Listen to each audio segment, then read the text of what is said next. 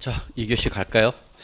자, 여러분 교재 152쪽 한번 갑시다. 우리 책을 보면서 입문서 보시면서 역시 기초 단계지만 여러분이 꼭 정리할 부분 이런 거 한 번쯤은 잡아보면서 세법에 대한 기본적인 마인드 설명 들어있습니다. 제 152쪽 제일 먼저 조세 총론 나왔습니다. 자, 조세 총론은 아까 우리 살펴봤던 것처럼 제일 먼저 강론에 대해서 기본적이고 공통적인 사항을 다룬 부분이 바로 뭐다 여러분? 총론입니다. 그랬어요. 그래서 제일 먼저 제1장 조세의 의의가 나와 있죠, 여러분. 예, 거기는 X 표시하세요. 조세의 의의는 X. 시험에 안 나온다 그 얘기입니다. 예, 왜냐면 이거는 인사말이야. 그렇기 때문에 여러분 부담 없이 들으셔도 돼요. 자, 그럼 제가 아까 이렇게 말씀드렸습니다. 세법이라는 것은 조세와 관련된 법률을 총칭해서 세법이랍니다 그랬어요. 그러다 보니까 세법은 조세와 관련된 법률이다 그랬기 때문에 조세가 뭐냐라는 걸 한번 확인해보자 그 얘기입니다. 그래서 여러분 시험에는 나오지는 않으니까요. 부담 없이 보시기 바랍니다. 다만 거기 조세의 정의를 보시면요. 자, 옆에다 적어놓으세요 여러분. 조세란 딱 뭐냐 결론 냅시다. 뭡니까 여러분? 세금입니다. 세금. 그죠 여러분? 세금을 우리 강학상, 학문상, 법률상 용어로는 세금이라 그러지 않고 뭐라 한다 여러분? 조세라 합니다. 그래서 여러분 나중에 보시면 알겠지만 부동산 세법책을 보시면 세금이란 말은 단 한 번도 안 나옵니다. 그 대신 이걸 뭐라 한다 여러분? 조세라 합니다. 자, 그러면 한번 같이 눈으로만 보죠. 조세란 일반적으로 국가나 지방자치단체가 그 재정경비에 충당할 목적으로 법률에서 정한 과세유권을 충족한 국민이나 주민에게 직접적 개별적 반대급부 없이 법률적 강제력에서 부가징수하는 금전급부를 뭐라 한다? 조세라 한다. 외운다 안 외운다? 외우는 거 아니다 그 얘기입니다. 자, 그러면 여러분 여기서 우리 하나 좀 주의할 사항은 시험에는 안 나오지만 조세가 되기 위해서는 여러분이 하나 꼭 알아주셔야 될 것이 반드시 밑줄 좀 쳐주실래요? 국가 또는 지방자치단체 밑줄. 즉 조세가 되기 위한 가장 기본적인 조건은 여러분 부가권자가 누구일 때 여러분 국가나 지방자치단체가 된다 그 얘기입니다. 자, 제가 우리 세법도 법률형이고 법률형에는 항상 누가 있다 여러분? 당사자가 있습니다 그랬죠 여러분. 그래서 여기 예를 들어서 납세 의무자가 있고요. 납세 의무자가 있고 그 다음에 세법은 누가 있는가? 과세권자가 있는 거죠. 그래서 세금은 결국은 이 납세 의무자와 과세권자의 과세 문제를 가지고 우리가 이제 PTT 기기에 싸움하는 겁니다. 여러분이 부동산 투자 의사 결정을 배우시죠. 이 부동산에 투자해서 내가 어떤 목적으로 거주 목적이나 투자 목적이나 그리고 목적을 달성해서 처분한다. 그러면 이때 처분하는 당에서 부과되는 대표적인 국세가 양도소득세라. 그럼 내가 양도소득세 어떻게 하면 줄일 수 있는가 이런 걸 고민하는 거죠. 그러면 이때 조세라는 것은 요 과세권자가 반드시 누구여야 된다 여러분? 국가나 지방자치단체이어야 한다 그 얘기입니다. 오로지 국가나 지방자치단체가 부과하는 것만이 조세가 될 수 있는 것이고 자, 지나 참고로 국가나 지방자치단체가 아니라 공공단체가 부과하는 것은 즉 공공단체가 관련 법률에서 각종 공익사업을 수행하는 관에서 필요한 비용을 조달하기 위해서 법률적 강제적으로 부과하는 것을 이거는 조세가 아니라 이거는 뭐라 그러냐 공과금이라 합니다 여러분. 예, 그래서 일단은 조세가 되기 위해서는 누구만 부과할 때고 국가나 지방자치단체가 부과하는 것만이 조세가 될 수 있는 것이고 누가 부과하면 공공단체가 부과하는 것은 조세가 아니라 뭐다 여러분? 공과금이라 합니다. 구분하실 수는 있어야 됩니다 여러분. 그러면 이 공과금은 특징이 이렇게 끝자가 뭐로 많이 끝나냐면 부담금이나 분담금 이런 식으로 많이 끝납니다. 그래서 끝자가 뭘로 끝나면 부담금으로 끝나면 이거는 조세가 아니라 뭐다? 공과금이다 이렇게 보시면 됩니다. 그래서 여러분 나중에 공법 시간에 배우시는지 안 배우는지 제가 확실히 모르겠지만 개발 부담금, 재건축 부담금. 그래서 재건축 초과 이 환수에 관한 법률에 따라서 부과되는 재건축 부담금. 그럼 끝자가 뭘로 끝나세요, 여러분? 부담금. 그러면 이거는 조세가 아니라 뭐다 여러분? 공과금이라 이렇게 감을 잡으시면 돼요. 별거 아니죠? 자, 세금은 조세는 반드시 끝자가 여러분 뭘로 끝나냐면 글자 그대로 뭘로 끝나냐? 세로 끝나요. 세. 자, 우리 아까 1교시 때 배웠던 거 취득 단계에서 부과된 대표적인 게 뭐예요, 여러분? 취득세, 등록, 면허세. 끝자 뭘로 끝났어요? 세자로 끝났죠. 보유 단계에서 부과되는 거 우리 어떻게 약속했죠? 재지종, 재산세, 지역자원세, 종합부동산. 끝자 뭘로 끝났어? 세자. 그래서 공과금과 조세의 구분은 끝자를 보시면 돼요. 외울 필요는 있어 없어? 없어. 자, 그렇게 보시면 되겠고요. 특히 이때 여러분 아시겠지만 국가가 부과하는 조세를 우리가 뭐라 하냐면 국세 그러는 거예요, 여러분. 그다음에 지방자치단체가 부과하는 걸 뭐라는 거예요, 여러분? 지방세랍니다. 그러면 게임 끝났네 뭐. 첫 번째 우리가 조세 용어 중에서도 제일 먼저 국세 지방세라는 거 말이죠.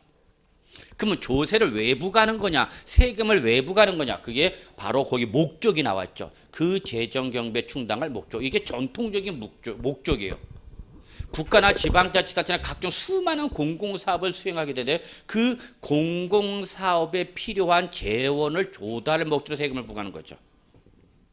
누구한테 부과하는 거냐? 거기 나와 있네요. 법률에서 정한 과세 요건을 충족하는 국민이나 주민. 이때 여러분 국민은 국세의 납세 의무자를 말하는 거고요. 주민은 지방세의 납세 의무자를 말합니다. 그래서 국가가 부과하는 국세에 대해서 납세물을 부담하는 사람을 국가 부과한다서 뭐라고 그러는 거고? 국민. 지방자치단체보다는 지방세 납세물을 부담하는 자를 뭐라는 거예요, 여러분? 주민 그런 거예요. 그래서 거기서 국민이나 주민은 국세 또는 지방세의 납세 의무자로 나온 겁니다. 근데 거기 이런 말이 있죠, 여러분. 모든 국민이나 주민이 아니라 앞에 법률에서 정한 과세 요건을 충족한 이게 조건이죠. 이게 바로 뭐냐면 여러분, 우리는 세법에서 적어 놓으실래요, 여러분? 한번 적어만 놓읍시다. 조세 법률주의랍니다.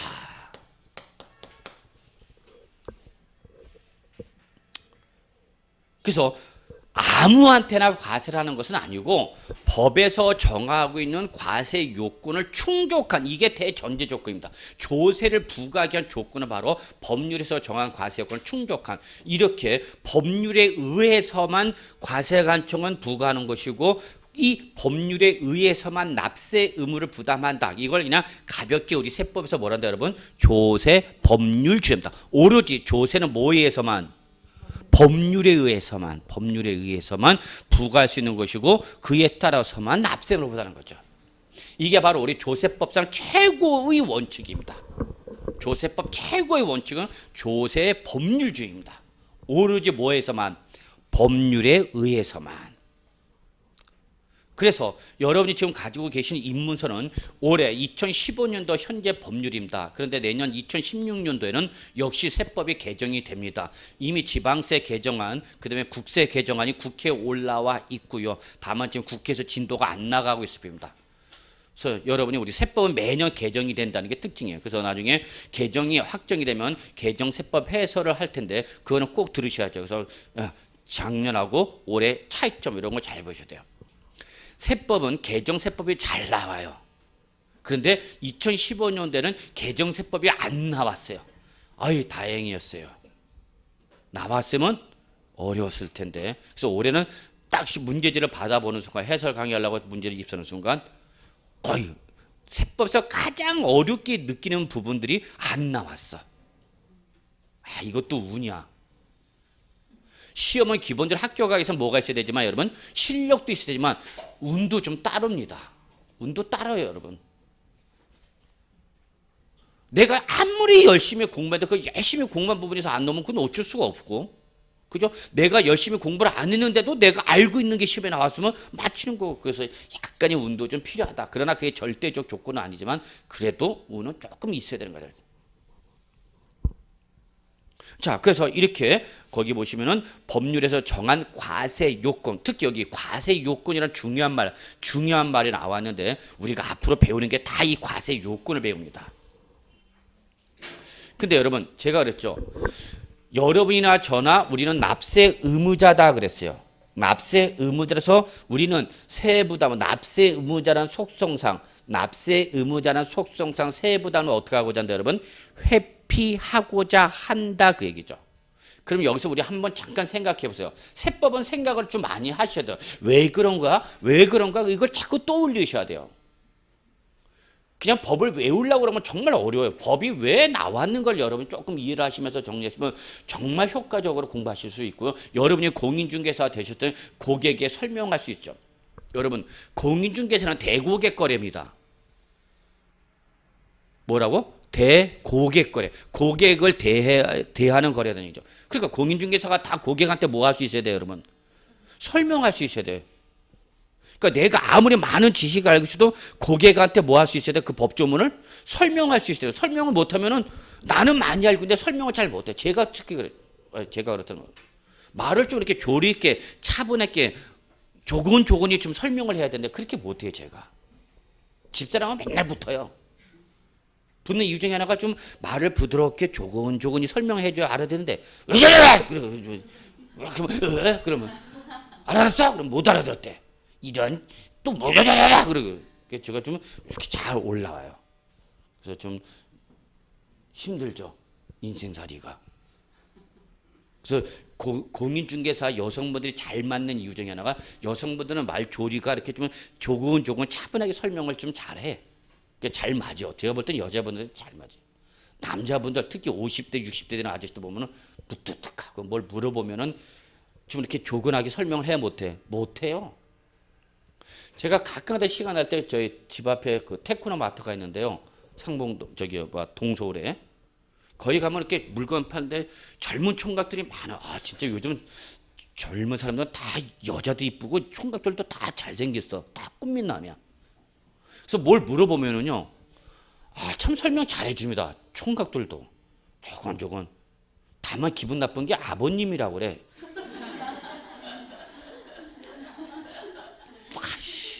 형님 그러면 될 텐데 자식들이 꼭 아버님이라고 그래. 앞으로 뭐라 불러야 돼? 형님 그렇게 불러야 돼. 난 그것만 고치면 딱 마음에 들어. 그래서 그 친구들한테 제가 그래요. 뭐 핸드폰이 저 솔직히 요즘 핸드폰 하는 거 너무 복잡해갖고 모르겠어. 그래서 이거 내가 잘 어떻게 하는 건지 잘 모르겠는데 그러면 정말 조근조근 잘 가르쳐줘요. 근데 그 뒤에 사장님은 인상만 뻗어. 이렇게 하면 됩니다. 모르시면 가보시고요. 그죠? 여러분 그렇지 않아요? 그래서 공인중개 사무실도 똑같아요. 여성분들이 들어가면 이렇게 제가 뭐 하나 물어보려고 그러는데요. 그러면 이렇게 그래도 아는 거 대답을 해주려고 그래요. 근데 남자분한테 물어보면은 좀 무섭다? 그리고 좀 못 알아듣는 거 하면 막 욱박 지르고 말이야. 그래서 좀 남자보다 좀 안 맞다. 여자분 잘 맞는 것 같아요. 그러면 자 요걸 얘기하려고 했죠. 여러분이나 저나 새해보다면 어떻게 하고자 한다 여러분? 회피하고자. 그럼 왜 회피하려는지 좀 생각해 보자고. 왜 세금을 안 내라고 그러는 거냐? 왜 안 내고 싶어 하는 거죠, 세금을? 세금을 안 내는 건 도덕적, 윤리적으로 나쁜가? 아니야. 납세 의무자는 속성상 어쩔 수 없다냐. 기본적 성격상. 그러면 과세관청은 이와 반대라고 그랬죠, 여러분. 얘는 안 내려고 그러고 얘는 못하게 하려고 그러는 거잖아. 이해관계가 대립적, 충돌적 관계죠. 무슨 말인지 알아들었어요? 납세의무자와 과세권은 어떤 관계야? 대립적, 충돌적 관계야. 제가 작년 2014년도 귀속분 소득세 환급받으러 신고를 했는데 거기에 대해서 과세관청에서 갑자기 느닷없이 연락이 갖고 신용카드 명세서 제출해 주세요 그러더라고. 예전에 총회로만 따따따 보고 했는데 갑자기 하나씩 다 까보겠다는 얘기야. 근데 담당자가 바뀌었어. 예전 담당자는 안 그랬는데 왜 당신이 그러냐? 또 한 번 딱 붙는 거죠. 충돌적 관계, 대립적 충돌적 관계. 이 사람이 세금을 신고를 제대로 했는지 안 했는지 다 까보겠다는 얘기야. 신용카드. 본인, 배우자, 카드 명세서 다 달래. 그래서 할 수 없이 카드사 연락하고 다 내역을 갖고 왔어요. 니 얼마나 해나 봐라. 씨. 항상 세법은 특징이 다른 법과는 달리 어떤 관계였죠? 여러분 대립적 충돌적 관계다는 게 어떻게 하는지 우리는 뭐 하고자 한다 여러분. 이거 놓치면 안 돼. 세법 공부할 때 이게 기본적 마인드야. 우리는 어떻게 하든지 세부담 어떻게 하고자 한다? 회피하고자 한다. 놓치면 안 돼요. 그러면 과세관청 그 회피하려는 행위를 그대로 둔다. 못하게 하려 한다. 정말 잊지 마세요. 세법은 그겁니다. 그것만 좀 잘 생각하시면 여러분 내용이 쉬워요. 그 왜 안 내려고 그러는 거냐? 거기 써져 있어요. 이런 말이 있어요, 여러분. 거기에 이런 말 있죠. 직접적 개별적 반대급부 없이 둘째 줄 나왔죠, 여러분. 찾으셨어요? 그거를 우리는 거기 양가로 반가로 4번에 뭐라냐면 이거를 무보상성이랍니다. 좀 어려운 말씀인가요, 여러분?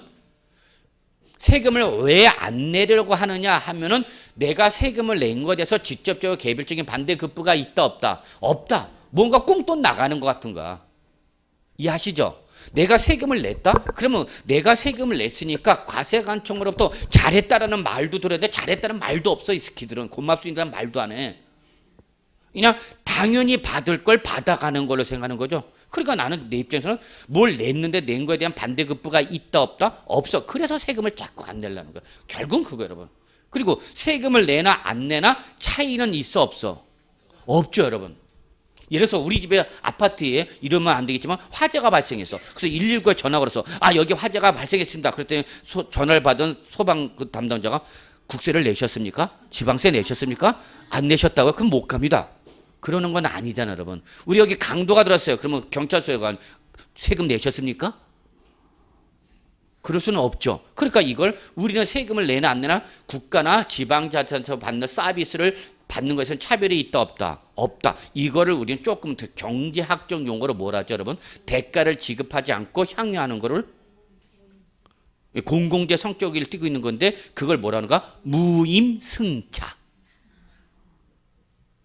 이해하시죠 여러분? 이걸 뭐라고 한다? 무임자. 대가를 지급하지 않아도 그걸 향유 누릴 수 있다는 얘기죠. 그러니까 세금을 가능하면 내려고 그런다 안 내려고 그런다? 안 내려는 거죠 여러분. 자 그래서 이렇게 그 세금을 안 내는 이유는 결국은 뭐다? 무보상성 때문에 그렇다. 그것만 한번 좀 봐두세요. 예, 그래서 반대급부 없이 법률적 강제력이죠. 그러니까 세금은 내고 싶어서 내는 게 아니라 국민 또는 주민으로서 의무로서 하는 거다는 얘기죠.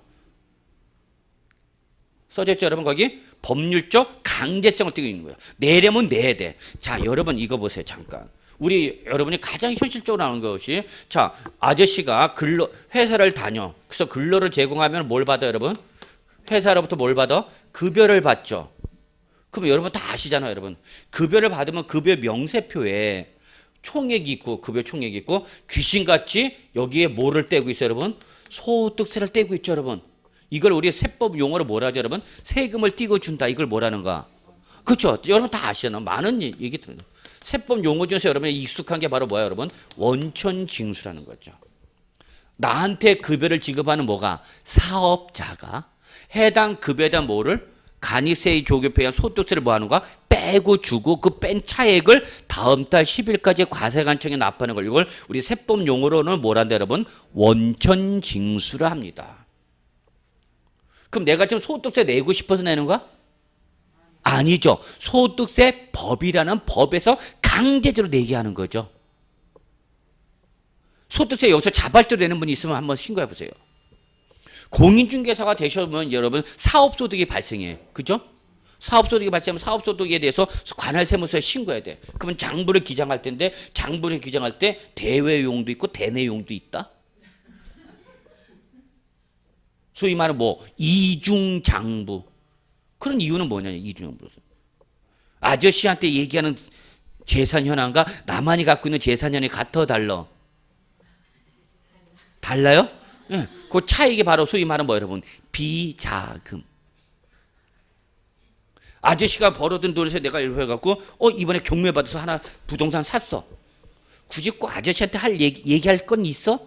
없어. 요건 내 비싼 거. 저도 그래요. 집에다가 돈 100% 갖다 주냐? 말 못해. 대부분 다 뺏겨요. 왜? 저한테 지급한 사람은 해당 급여 계좌에 다 입금시키고 사업용 계좌 다 입금시키니까 거의 노출됐죠. 그러나 100% 노출되는 보장은 있다 없다? 없다는 얘기예요. 저도.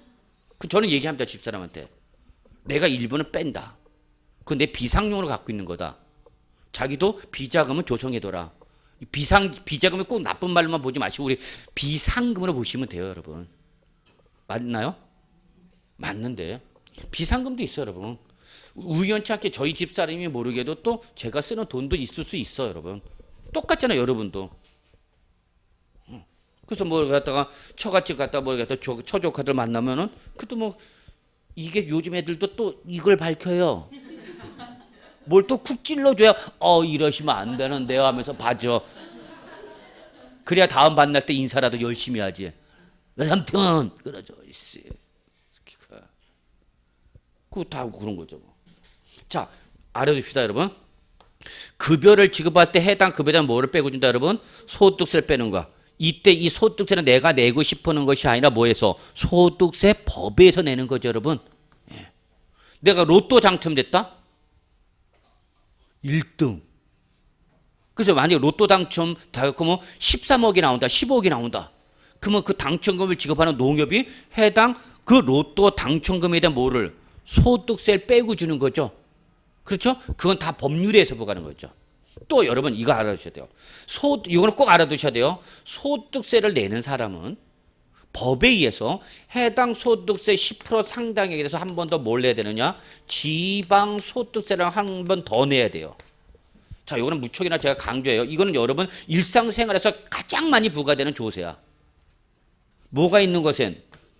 소득세가 있는 것은 꼭 잡으셔야 된다였어요. 이 해당 소득세 몇 프로 상당액? 10% 상당액을 한 번 더 뭐를 낸다? 지방 소득세를 내요. 이때 이거 내가 내고 싶어 되는가? 법에서 강제적으로 내는가? 법에서 강제적으로 내는 얘기죠. 이거 꼭 좀 기억해 두셔야 돼요. 이따 다시 한번 설명드리라고요. 자, 이렇게 보시면 됐어요. 예, 그래서 법률적 강제에서 부가징수는 금전급부를 바로 조세를 한다. 그래서 특징 여러분 한번 보시고 한 번만 보시고 그 다음부터는 볼 필요 없어. 앞으로도 내년부터는 이거 설명 안 해요. 그냥 첫 시간이기 때문에 우리가 조세와 관련된 법률을 배우니까 그 법률의 객체인 조세가 뭐냐라는 걸 여러분 한번 확인만 하고 넘어갔습니다. 그래서 여기나 결론 냅시다. 조세는 우리가 일상적 용어로 뭐라 한다 여러분? 세금을 조세라 한다. 그러니까 나중에 여러분 공인중개사가 되셔서 고객을 상담할 때는 일단 고객하고 여러분이 대등적 관계가 되면 안 돼요. 여러분이 우위적 관계에 있어야 돼. 여러분이 고객보다 위치가 어떻게 된다고? 높아야 돼. 그래야 그 고객한테 적정한 어떤 서비스를 제공하고 거기에 대한 댓글을 받을 수 있어요 여러분. 대등적 관계가 되면 자꾸 여러분한테 서비스를 주려고 그래, 수수료를 내려고 그래, 안 내려고 그래? 안 내려고 그럽니다 여러분. 이때 고객한테 설명할 때 제일 먼저 설명할 때 일단 법률 용어로 설명하는가? 법률 용어로 쫙 설명하는가? 그러면 고객이 알아들어? 못 알아들어? 못 알아들어요. 그러면 그거를 여러분이 이제 다시 쉽게 어떻게 하는가? 해설해서 설명해 주죠. 그러면 이제 알아듣겠죠. 그랬을 때 벌써 거기서 봐, 너는 모르는 걸 나는 이렇게 알고 있다는 걸 가지고 있는 걸 나타내는 거죠. 제가 뭐 여기가 피부에 뭐가 나가고 이렇게 병원에 가서 처방전 받았어요. 그랬더니 처방전 받는 의사가 딱 이렇게 막 해놨어. 도대체 무슨 얘기인지 알 수가 없어. 그죠? 의사들 처방전 뭐 그렇잖아. 막 깔게 쓴다. 그리고 가서 약국 가서 보니까 결국 주는 게 뭐냐? 칸비손 연고했어. 연병을. 우리 집에 많어. 굴러다니는 거. 무슨 말인지 아시죠? 이런 거 많잖아요. 우리가 집에 일상적 구급 약품이 있는데 굳이 그냥 칸비션 하나 연고 바르시면 돼요. 그러면 될 텐데 스키가 이리 처방전 이렇게 갈게 써놓고 약국 가니까 결국 칸비션 연고 하나 주는 거였어. 이런. 똑같아요 여러분. 여러분이 전문가가 됐을 땐 여러분 할 수밖에 없어.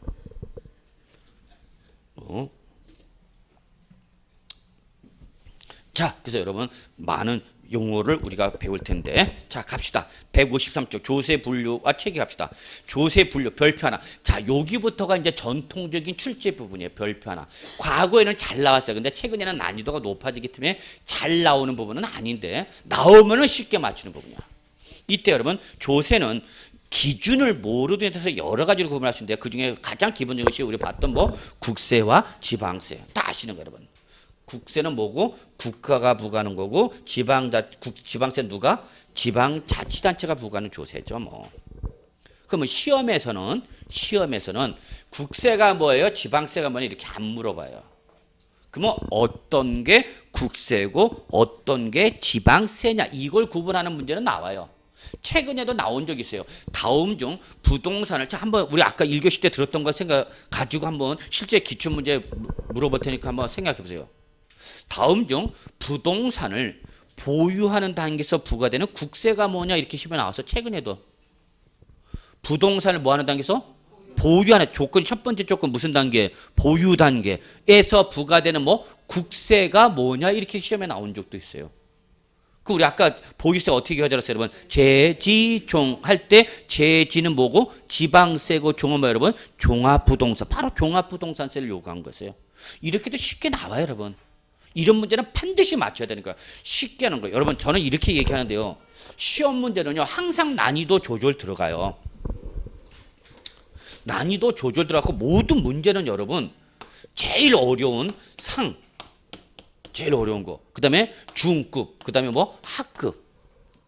그러면 여기서 보통 30에서 35%, 여기서 한 30에서 35% 많아도 나머지가 보통 이제 40%에서 약 45% 정도가 중급이에요, 여러분. 그러면 저는 우리 시험이야.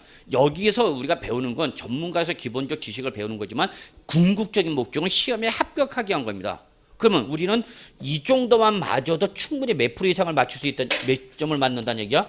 60점 이상을 맞을 수 있다, 없다? 있다는 거예요, 여러분.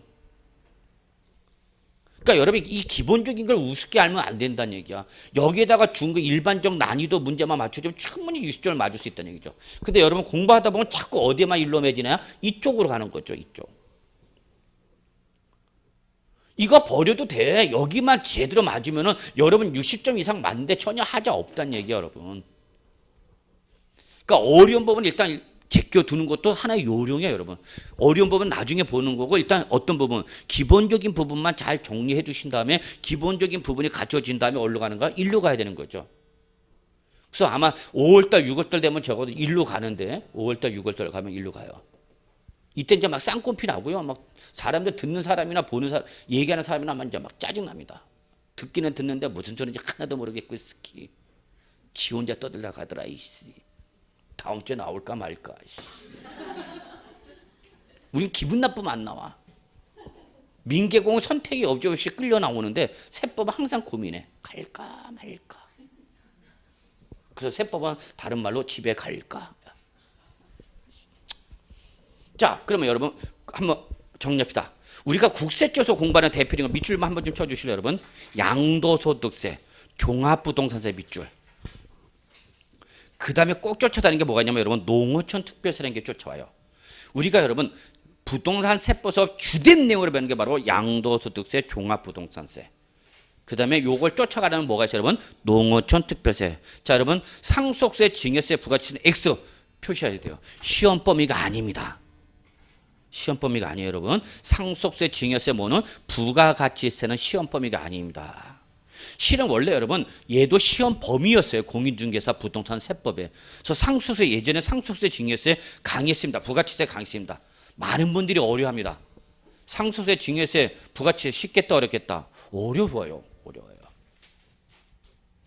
그리고 사실은 세무회계 전문가라는 별도의 세무사 공인회가 있으니까 공인중개사한테까지는 무이다 해갖고 이 상속세, 증여세, 부가치세 각각 하나씩 나오던 문제를 시험범위에서 빼버리는 거야. 그래서 이 부분이 빠지면서 네 문제가 공시법으로 넘어간 거예요. 이해하시겠어요? 강 교수가 26문제 하는데 24문제 하는데 그거는 바로 우리 세법 중에서 상속세, 증여세, 부가가치세가 빠지면서 그 빠진 부분만큼 문제가 공시법으로 달라붙은 거예요. 그래서 원래는 20문제였어요, 기본적으로. 그러다가 강 교수가 키가 조금 더 크다고 걔가 더 4문제 더 갖고 왔어요. 자, 그래서 여러분 양도소득세, 종합부동산세지만 저는 여러분한테 이렇게 말씀드리고 싶어요. 여러분 나중에 시험에 합격하셔서 실무 나가시면 꼭 개별적으로 상속세, 증여세 공부하셔야 돼요. 왜 상속세, 증여세를 공부해야 되냐면은 제가 그래서 틈틈이 강의할 때 이 상속세와 관련된 기본적인 내용, 증여세와 관련된 내용 좀 설명하면은 우리 선생님이 좀 알아야 할 내용이니까 얘기했구나. 그러니까 얘기하면 좋은데 그걸 또 그럼 왜 시험에 안 나오는 걸 얘기하냐고 또 뭐라 그러는 분들이 많아요. 그럼 저도 기가 죽어갖고 꼭 여러분이 알아야 할 내용인데도 얘기를 못하고 넘어가는 경우도 있는데 여러분이 보세요. 부동산에 우리는 중개 목적물이 그죠? 부동산 대표적인 재산이죠. 그럼 재산을 가진 사람은 반드시 어디에 관심을 가질 수밖에 없어요? 상속에 관심을 가질 수밖에 없어요. 그 상속을 피하는 게 뭐예요, 여러분? 증여예요. 자, 여러분 꼭 알아두셔야 돼요. 나중에 엄청 중요합니다. 우리 양도소득세는 상속과 증여가 매우 중요합니다. 그래서 여러분 나중에 실무 나가시면 상속세, 증여세도 좀 공부 좀 많이 하셔야 되고 여러분 시험에 합격해서 자, 나 이제 공인중개사업을 하겠다. 개업을 하겠다. 그러면 그때 제일 먼저 쫓아오는 놈이 바로 뭐냐면 부가가치세예요. 여러분이 뭐 하는 순간? 개업을 하는 순간 제일 먼저 오는 세금이 바로 부가가치세예요. 즉 여러분이 공인중개사가 돼서 사무실 뭐 하면 개업을 하게 되면 개업한 날부터 20일 이내에 반드시 그 사업장 관할하는 세무서장한테 사업자 등록을 하셔야 돼요. 알아둬야 돼요, 여러분. 안 하면 가산세가 부과돼요, 여러분. 그러니까 실무 나가는 순간 제일 먼저 물론 중개업법이나 공법도 쫓지만 제일 먼저 쫓아오는 게 세법이에요, 여러분. 세법. 특히 세법의 가장 중요한 특징은 저는 이거예요. 결론. 세법의 결론은 뭐예요, 여러분? 세법의 결론은 뭐인 것 같아요, 여러분? 돈이야, 돈. 그렇죠, 여러분. 세법의 결론은 뭐야, 여러분? 돈이야, 돈. 취득세 열심히 배웠어. 그럼 결론은 취득세라는 뭐가? 돈이 나가고 들어가고 그러는 거죠, 여러분. 돈이야, 돈. 이게 우리 세법의 특징이야. 세법의 결론은 뭐다, 여러분? 돈입니다, 돈. 난 정말 돈 앞에서 자유롭고 싶어. 돈에 제한을 받지 않고 살았으면 정말 좋겠어. 강의 안 하고 내가 하고 싶은 거 편안하게 하면서 살고 싶어.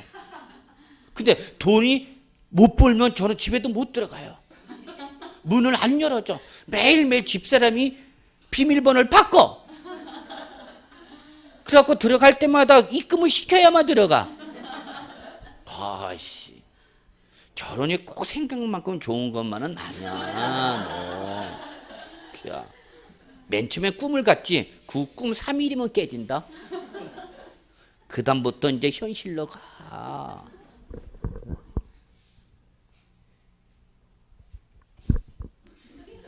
정말이야, 사람아. 자, 그래서 여러분 결론 낼게요, 여러분. 우리 실무 나가기 전에 한 번쯤 미리 학교 가시면 공부할 게 뭐다, 여러분? 상속세, 징여세 공부하셔야 돼요. 자, 그 다음에 지방세 쪽에서 우리가 보는 게 여러분 밑줄 취득세, 등록면허세, 재산세 밑줄. 요 세 가지는 우리가 공부해요. 역시 시험에 나오는 것들이고요. 지역 자본시장이나 이름만 알아두면 된다 그랬죠, 여러분? 예, 그 다음에 우리 거기 안 외워도 되네. 밑줄 지방교육세, 지방소득세. 앞에 무슨 말 들어갔어요, 여러분? 지방. 그 뭐 국세, 목적세 구분 안 해도 되죠. 자, 그 다음에 보통세, 목적세를 갈게요, 여러분. 자, 어떤 특정한 세금이 부과되면 그거를 왜 부과하느냐 해서 이거는 뭐뭐에다 사용해서 부과하는 거야 라고 법률에서 지정돼 있어서 그 어떤 특정된 경배만 사용할 수 있는 조사를 우리 뭐라 하냐면 거기 2번 밑줄 목적세에다만 밑줄 주세요. 목적세. 자, 눈으로만 보세요. 목적세 기억. 목적 구속 금지 원칙의 예외에 따라 조세 수입의 용도가 법에서 특정돼 있어 밑줄 특정한 경비에만 충당. 이게 바로 목적세의 키워드예요. 어디에만? 특정한 경비에만 충당. 이게 바로 목적세를 나타내는 말이에요, 여러분. 항상 여러분 출제는 키워드를 가지고 장난쳐요. 그리고 여기 하나만 더 밑줄 치시는데 거기 뭐라냐면 예외적인 조세, 예외적 밑줄. 그럼 보통세는 위에 바라고 뭐라냐면 일반적 이렇게 돼 있죠, 여러분. 아, 조세는 분류를 기준을 뭐에 두면서 여러 가지로 구분할 수 있는데 여러분 이때 일반적인 것과 예외적인 것으로 구분이 가능할 때 여러분은 시험 대비는 반드시 예외적인 거에다 초점을 맞추셔야 돼요. 우리 세법은 모든 세법 조문은 대부분 항상 여러분 세법 조문은 원칙과 예외가 있어요. 왜냐하면 세법은 다양한 경제 현상을 규제하는 법규다 보니까 모든 경제 행위가 일률적 획일적으로만 똑같이 이루어지는 건 아니에요. 그러다 보니까 그 일률적 획일적인 것이 아닌 예외적인 것을 둘 수밖에 없어요. 그래서 세법은 특징이 항상 뭐와 뭐로 나눠진다. 원칙과 예외로 나눠져. 그러면 시험에서는 일단은 시험 대비는 뭐가 더 중요하냐? 예외 규정을 더 알아두셔야 돼요. 예외 규정을 알아놓고 예외 규정이 아닌 건 어디로 가는 거예요, 여러분? 원칙으로 몰고 가셔야 돼요. 여러분이 실제 시험 대비할 때 공부하면 이게 참 약해요. 자, 우리 정리할 때 뭐와 뭐로 구분해서 원칙과 예외로 구분해서 정리하는데 여러분 초점을 어디다 맞춰야 된다? 예외. 그리고 예외이냐 아니냐를 판단하실 예외이다 그러면 예외 규정을 적용하는 것이고 예외가 아니다 그러면 어디로 가는가? 원칙으로 가야 되는 거죠. 근데 여러분 잘 못해. 원칙이 예외가 아닌데요? 그러면 어디로 가야 돼? 그러면 예외가 아니다고? 어디로 가지? 어디로 가? 어디로 가야 되는가? 원칙으로 가야 되죠. 이게 잘 안 돼, 문제 풀 때. 그러니까 문제 풀 때 여러분 실전에서 내가 몰라서 틀리는 것도 있는데 문제를 잘 못 풀어서 틀리는 것도 많아요, 여러분. 아마 해보신 분은 경험할까? 내가 공부를 안 해서 틀린 건 억울하지가 않아. 근데 내가 뻔히 뭐 하면서 아는데 순간적으로 판단을 잘못하는 거야. 그래서 틀리는 경우도 많아요, 여러분. 귀신의 쉬운 논리처럼 내가 고세장에서 왜 문제 이렇게 풀었지? 저도 그런 경우 엄청 많아요. 계산 잘 해놨어. 그리고 순간적으로 마지막에 틀린 걸 물어봤는데 나는 뭘로 대답해? 옳은 거. 순간적이야, 순간적 이거. 내가 그러고 싶어서 그런 게 아니야. 그리고 어디 가서 보여 그게? 집에 가서 보이네, 연병을. 왜 그러는가 여러분? 고사장에서 뭐 하니까? 긴장하니까 그래. 진짜 내가 알고 있는 것만 여러분 다 맞추면 여러분 충분히 합격할 수 있어요. 자신감 가지시고 내가 아는 것만 맞히자 그 생각만 하세요. 그러면 여러분 항상 다시 한번 말이지만 분류를 할 때 뭐와 뭐로 구분되면 일반적인 것과 예외적인 걸 할 때 여러분 어디에 초점 맞춰라? 예외적. 그러면 여러분 결론 낼게요. 보통세와 목적세가 있던 뭐부터 정리해야 된다뇨 여러분? 목적세. 사실은요 요 목적세가 조세 분류에서 가장 시험에 많이 나왔던 부분이에요. 초창기 때. 지금은 잘 안 나와. 거의 안 나와. 왜? 시험 문제 난이도가 높아지거든요. 점점. 근데 종류는 좀 알아둡시다. 목적세. 자, 밑줄 좀 칩시다. 목적세는 국세도 3가지가 있고요. 지방세도 2가지가 있어요. 그래서 그냥 교육세, 교통에너지 환경세, 농어촌 특별세 밑줄 3놈이 있네요. 지방세 목적세가 뭐 지역 자원시설세, 지방교육세 2가지가 있네요. 그래서 이 종류는 알아두셔야 돼요. 그럼 요 5가지가 아니면 다 뭐란 얘기 여러분? 보통 이렇게만 돌릴 줄만 알면 돼요, 여러분. 그럼 종류를 외울 때 저는 이렇게 외웠어요, 공부할 때. 교육세 할 때 교자 동그라미, 교통에너지 환경세 할 때 교자 동그라미, 농어촌 특별세 동자. 그러니까 이걸 어떻게 했냐면 교교농 이렇게 되더라고. 그 다음에 지방세에서 목적세 2글자 지지. 그래서 이렇게 했죠. 교교농 지지 한 거죠. 그러면 요거를 여러분 지금 이제 각자 공부 패턴이 다른데 요즘 젊은 친구들은 아주 재밌게 공부해요. 특히 뭐 노래도 랩을 많이 해요. 저는 노래를 참 진짜 못하는데 그래서 그냥 저는 이거 리듬을 타죠. 교교농 지지요. 랩하는 거죠 뭐. 그러니까 안 까먹더라고. 어떻게 한다고? 교교농 지지요. 예. 예. 푸시업해. 힙합으로 가는가? 총각. 어떻게 한다고? 당신이 해야지 내가 하리? 어떻게 한다고? 교교농 지지요. 이렇게 한 거야. 그래서 이런 거 여러분 공부하다 보면 많이 스트레스 쌓이고 그럴 때 노래방 가셨을 때 간주중이 때 이런 거 한번 치고 들어가는 거야. 간주중이 때 놓으면 뭐 해? 또 교교농 지지요. 딱 하면 뭐 그냥 기계가 빰빠람 빰 그러면서 그냥 왕년에 놀아보셨군요. 딱 그렇죠. 자 어떻게 한다고 여러분? 교교농 지지 이렇게 하는 거야. 이게 아니면 다 뭐로 가? 목적세로 가는 거예요, 여러분. 자, 그 다음에 방가로 3번 직접세 간접세 했죠. 단 한 번도 나온 적은 없어. 직접세와 간접세면 왜 그러냐면 여러분 우리 직접세와 간접세 중에서 우리 부동산 세법은 다 직접세예요. 근데 간접세 한번 눈으로만 봅시다. 이렇게 돼 있네 여러분. 간접세는 입법상 조세, 입법상 법률에 있어서 그 얘기야. 조세 부담의 전가가 예정돼 있어서 법률상 납세무자와 담세자 여기 중요한 키워드 나왔네 여러분. 법률상 납세무자 밑줄 하나. 그다음에 담세자 밑줄 하나. 요거는 좀 하나 알고 갑시다. 법률상 납세물은 그대로 법에 의해서 강제적으로 납세물을 부담하는 자고 담세자라는 것은 실제 조세를 부담하는 자. 잘 나오는 용어야. 담세자는 중요한 경제적 용어이기도 해요. 담세자. 담세자는 어떻게 나왔냐면 조세를 실제 부담하는 자. 이걸 뭐란다 여러분? 담세자. 그리고 이 법률상 납세 의무자와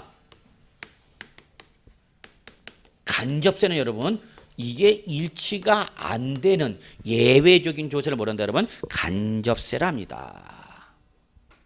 근데 실은 간접세는 여러분이 일상생활 과정에서 매일 내고 있어요, 여러분. 대표적인 간접세 밑줄 하나 칠래요, 여러분? 부가가치세. 시험 범위다 아니다? 아니지만 그래도 여러분은 부가가치세는 일상생활 과정에서 여러분 가장 밀접한 세금 국세 중에 하나가 간접 부가가치세예요. 많이 들어보셨죠, 여러분? 어디 가서 물건을 사거나 대가를 지급하면 거기 몇 프로가? 10%가 바로 간접세를 붙는 거죠, 여러분.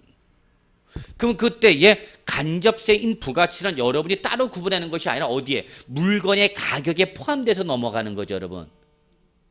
여러분 물건 살 때 여러분은 그 재화나 용역의 가격의 10% 여러분도 모르게 부가가치를 낸다고.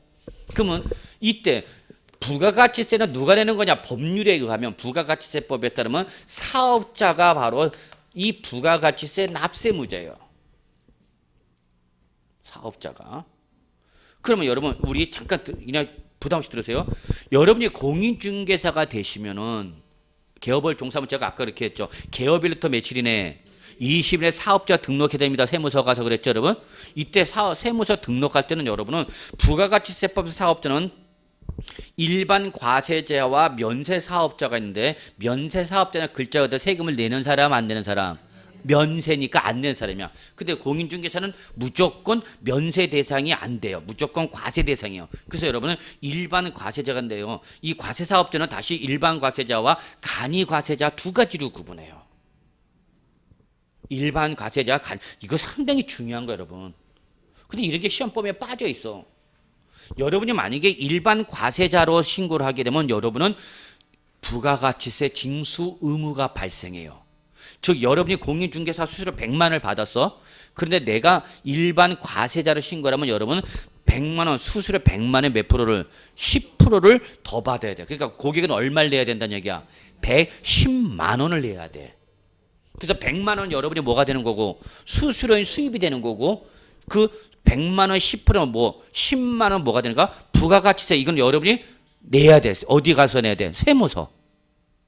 근데 그 10만 원 누가 냈어요, 여러분? 고객이 내죠. 이해하세요? 자, 여러분이 수수료를 얼마를 받는데 100만 원을 받는데 여러분 만약에 부가가치세법상 일반 과세가 되면 요 100만 원 10%는 얼마를 10만 원을 뭐로 더 받아야 된다, 여러분? 부가가치세를 받으셔야 된다고. 그러니까 고객한테 얼마 받는 거예요, 여러분? 110만 원 받는 거야. 그래서 이 100만 원 여러분이 뭐가 되는 거고 수입이 되는 거고 요거는 세무서에다 내야 되는 거야. 이해하시겠어요, 여러분? 이때 이 법률상 부가가치세 납세는 누구고 여러분? 사업자. 실제 요거는 누가 냈어? 고객이 낸 거죠. 110만 원. 이렇게 담세자와 법률상 납세무자가 달라지도록 일치가 되지 않도록 예견되는 조세를 뭐란다, 여러분? 간접세랍니다. 근데 여러분이 만약에 간이 과세자로 신고를 하시면은 여러분은 부가가치세 징수 의무가 없어요. 그래서 10만 원을 받는다 안 받는다? 안 받는다. 그래서 여러분이 일반 과세자냐 간이 과세자냐가 고객의 세부담에 영향을 미칩니다. 그래서 일반적으로 공인중개사는 간이 과세자로 많이 갑니다. 그러면 간이 과세자가 무조건 좋은 거냐? 절대 그렇지는 않습니다. 간이 과세자는 최종 소비자를 대상으로 할 때만 거래해야 돼. 근데 대상에는 중개 대상에는 여러분 누구도 있어? 법인도 있고 누구도 있어요, 여러분? 사업자도 있을 수 있죠. 자, 나는 상가를 임대차를 요구해. 그럼 상가를 한다는 것은 뭐야, 여러분? 사업자죠.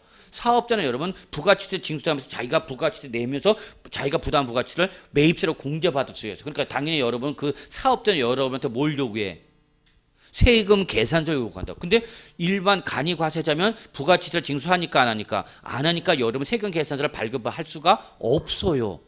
그렇기 때문에 일반 사업자 어떤 사업자는 여러분도 오히려 공인중개사가 일반 과세자냐 간이 과세자 먼저 물어봐. 그래서 세금 계산서를 교부할 수 있니 없니 물어봐. 세금 계산서를 발급해야만 발급받아야만 자기가 뭐하니까 부가치세를 나중에 매입세로서 환급받을 수 있으니까. 그리고 여러분 실제 그래요. 여러분이 일반 과세자는 부가치세 징수 의무가 있죠. 근데 여러분은 실제 부가가치세법상 일반 과세자냐 아니냐 관계없이 여러분이 재화나 용역할 때 뭘 내요? 재고. 부가치세 내고 있죠. 여러분이 소비자일 때. 자, 여러분이 공인중개사 돼서 이제 사업장 임차해서 그럼 사업장 임차해서 부가치세 부과된단 말이야. 여러분이 일반 과세자냐 관이 과세자냐 구분 없이 그 임대 사업자는 여러분부터 뭘 징수한다고? 부가가치세 징수해요. 그다음에 개업하니까 각종 사무기구들을 구입하겠죠, 여러분. 그러면 사무기구 예를 들어서 PC 구입할까? 그러면 PC를 구입할 때 구입하는 가격에 뭐가 포함되는 거 여러분? 부가가치세단 말이야. 그러니까 여러분 사업 초기에는 부가가치세를 받는 게 여러분이 받는 게 많어, 내는 게 더 많어. 내는 게 더 많어. 근데 이걸 뭘로 신고하면 일반 사업자로 신고를 하면 여러분 그거를 환급 받아버려. 왜? 내는 세금은 없고 받는 세금은 없고. 개업 초기니까 여러분 중개 수수를 했어. 그럼 매출을 하게 되면 즉 중개 수수를 중개를 하면서 수수료를 받았으면 그 매출액에 대해서 몇 프로를 10%를 받아야 되는 거야. 그리고 여러분 개업 준비하는 것까지 낸 세금이 있겠죠. 이걸 우리 부가치는 뭐라고 그래요, 여러분? 매입세액이라고 그래. 그래서 이걸 차감해서 뭐 하는 거야? 납부하는 거야. 근데 사업 초기에는 이게 일어나니까 안 일어나니까 안 일어난단 말이야. 사업 초기에는 여러분이 개업하자마자 고객이 기다렸던 시 오는 게 아니잖아. 알려야 되고 마케팅도 해야 되고 광고도 해야 되고 우리나 공인중개사 사무실 오픈해서 막 해야 되잖아. 비용만 나가죠. 근데 실제 그 사업을 하는 거에서 여러분이 내는 세금은 많어. PC 구입할 때 당연히 부과되죠. 뭐 각종 지도 책은 아니지만 이런 거에 대해서 부가세 부과되죠. 그러면 이거는 없고 이거는 내고. 그러면 거꾸로 여기가 뭐가 되죠, 여러분? 마이너스가 받으니까 뭘 받아요, 여러분? 환급을 받는단 말이야. 근데 뭐로 하면은 간이과세자라면 환급을 못 받아요. 그러니까 일장일단이 다 있어. 그러니까 여러분이 개업할 때는 내가 타겟을 누구로 할 거냐, 어디서 할 거냐, 아파트 단지 앞에서 최종 소비자만 대상으로 할 거냐, 아니면 상가 쪽에서 내가 움직일 거냐, 사업자 대상으로 나는 강남에서 법인 물건을 상대할 거냐, 그런 목적에 따라서 여러분 달라진다고. 그래서 많으신 분들은 간이과세자로 가는데 저는 세법상 간이과세자로 가지 마라. 일반 과세자로 신고하라. 그래서 부가치세 환급받고 나중에 규모가 안 나오면은 나중에 뭘로? 간이과세자로 전환할 수 있어요. 당연히 전환돼요. 근데 애초부터 뭐로 하면은 간이과세자로 하면은 나중에 환급을 못 받아버려요. 그런 게 다 세금 문제 여러분. 그러니까 실제 여러분 실무 나가면 세금이 정말 죽는 구성을 쫓아는 거죠. 그 다음에 하나만 더 합시다. 간접세 대표적인 것이 바로 뭐가 있냐면 여러분 주세였죠. 저는 이거 많이 강조하는데 주세는 글자 그대로 술에 대해서 부과되는 세금이야. 내가 뭐 하면 술을 마시면 맥주를 마셨다, 양주를 마셨다. 뭐 그러면 술. 여기 오전에 공시법 선생 강교수하고 지난주 토요일 날에 이렇게 거기 그룹에 선생들을 모여갖고 한 잔씩 했어요.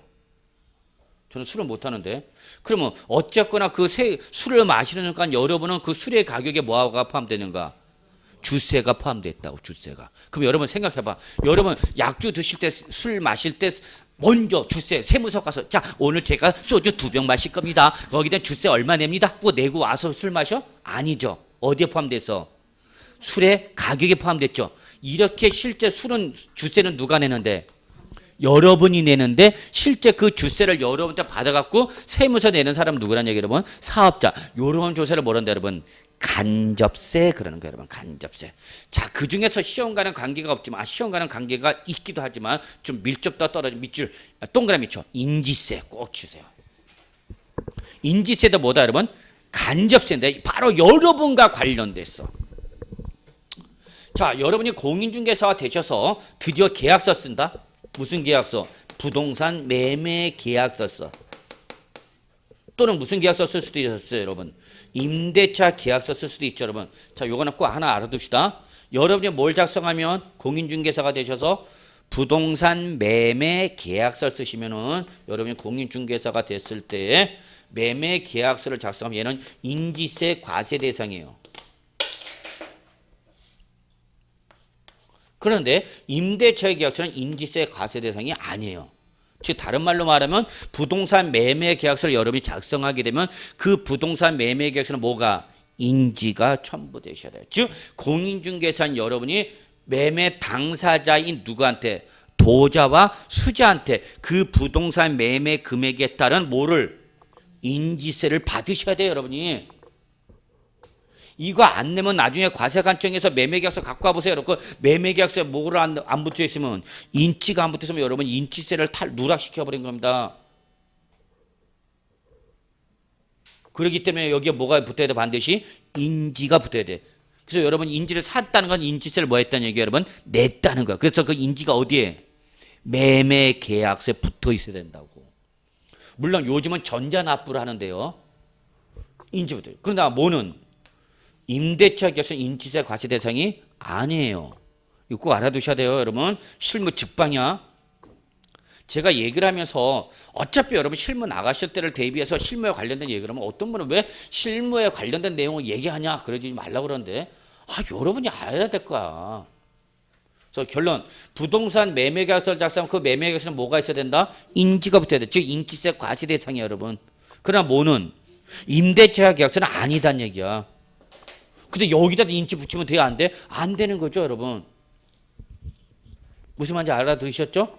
그러면 매매 계약서에 인지가 붙어 있어야 돼. 그러면 누가 내는가 인지세는 결론은 매도자와 매수자가 내는 세금이야. 그래서 최근에 이게 시험에 나왔죠. 이렇게 나왔어. 부동산을 취득할 때와 보유할 때만 부과되는 세금이 뭐냐. 그래서 뭐가 나왔냐면 답이 바로 인지세였어요. 제가 기본 강의 때 이런 설명을 자꾸 해요. 이런 기본 강의를 잘 들으신 분은 시험에 이렇게 예상하지 못했던 문제가 나와서도 맞출 수 있는 거야. 자, 그래서 결론 요건 알아둡시다, 여러분. 여러분 실마 죽방된 거. 여러분이 부동산을 주택 등을 뭐 할 수도 있고 살 수도 있고 뭘 들어갈 수도 있어. 임대차 그게 인지세 과세 대상이냐 아닌지 여러분이 알고 있어야 될 거 아니야. 그래서 임대차 계약서 썼는데 공인중개사가 인지세 달라고 그러면 이 사람이 나 공인중개사 공부했던 사람이야. 그러고 하면서 무슨 소리야? 임대차 계약서는 인지세 과세 대상이다 아니다? 아니다. 그러나 뭐는 매매 계약서는 인지세 과세 대상이다. 근데 얘는 직접세다 간접세다. 간접세 즉 이 세금을 누가 내는 거다? 매도자와 매수자가 낸다고. 그러니까 수자 입장에서는 무슨 단계고? 취득 단계. 매도자 입장에서는 처분 단계, 양도 단계죠. 그게 바로 인지세가 답이었던 거예요. 이해하셨나요? 그러나 우리 부동산 세법으로 배웠던 건 다 뭐예요, 여러분? 직접세입니다. 취득세, 등록면허세, 재산세, 종합부동산세, 양도세 다 뭐예요, 여러분? 직접세죠. 자, 그렇게 보시고요. 다음 페이지. 독립세와 부가세가 있죠, 여러분. 자, 최근에 출제 경향에 맞추면 여러분 시험에 나온다면 부가세가 나올 가능성은 없지 않아 있어요. 부가세 밑줄. 그래서 요거는 조금 시간이 됐으니까 좀 쉬었다 들어가도록 하죠. 부가세는 일단 밑줄 좀 쳐주시고요.